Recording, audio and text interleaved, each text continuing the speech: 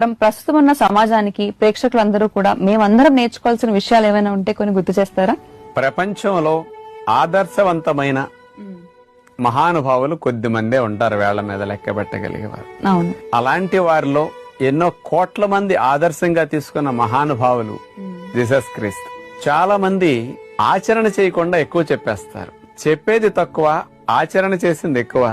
Jesus Christ ముఖ్యంగా వారి నుంచి మనం ప్రస్తుత పరిస్థితుల్లో ఈ సమాజం అంతా సుఖ సంతోషాలతో ఘర్షణ లేకుండా, మతాలు కులాలనే భేదభావం లేకుండా ఒకే కుటుంబంలాగా మంచి జీవితాన్ని గడుపుతూ ముందుకు సాగాలి అంటే ఆయన చూపించిన మార్గం అతి గొప్ప మార్గం.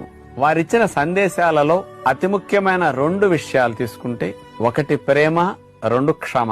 ఈ 2 విషయాల్ని మనం కాస్త ఈరోజు మనలో పెంపొందించుకోవడానికి ప్రయత్నం చేస్తే బాగుంటుందని నాకు తెలిసిన కొన్ని విషయాలు వీటి గురించి తెలియజేస్తాను. ముందుగా ప్రేమ గురించి. కాకి పిల్ల మీద ప్రేమ ఉంటుంది. అదేమి గొప్ప ఏమీ కాదు. మనకి మన పిల్లలు, మన బంధువులు, మన చుట్టుపక్కల స్నేహితులు వీళ్ళందరి మీద ప్రేమ ఉండొచ్చు. అంటే మనం ఒక్కళ్ళు ఉంటే సమాజం కాదు కదా.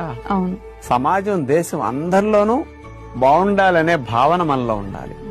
ఇంచేత జీసస్ నేర్పింది ఏమిటంటే, మనతో పాటు సమాజం అందరూ కూడా ఒక కుటుంబం లాగా వాళ్ళని ప్రేమించే భావన మనలో పెంపొందించుకోమని ఆయన అందించిన సందేశం.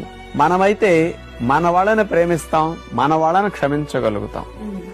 కానీ హాని కలిగించే వారిని, ద్వేషించే వారిని, మనకి ప్రాణాపాయ సంఘటనలు కలిగించే వారిని, మనకి కీడు కలిగించే వారిని ప్రేమించటం అనేది సహజంగా ఎవరు చెప్పరు.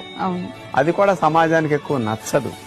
కానీ ఆ జీసస్ ప్రభువు మాత్రం ఇచ్చిన అతి ముఖ్యమైన సందేశం, ఎలాంటి వారినైనా మార్పు తీసుకొచ్చి వాళ్ళని మంచి వైపు నడిపించాలి అంటే ఆ ప్రేమనే ఆయుధాన్ని ప్రయోగించటం తప్ప మరొక మార్గం లేదని ఆయన ప్రధానంగా తెలియచేశారు. అందుకని ఘర్షణ ద్వారా, ప్రతీకార చర్య ద్వారా అతనిలో ఉండే మానవత్వాన్ని ఇంకా అణిగిపోయేటట్టు చేయగలిగితే తప్ప మానవత్వాన్ని పైకి తీసుకురావటానికి పనికిరావు.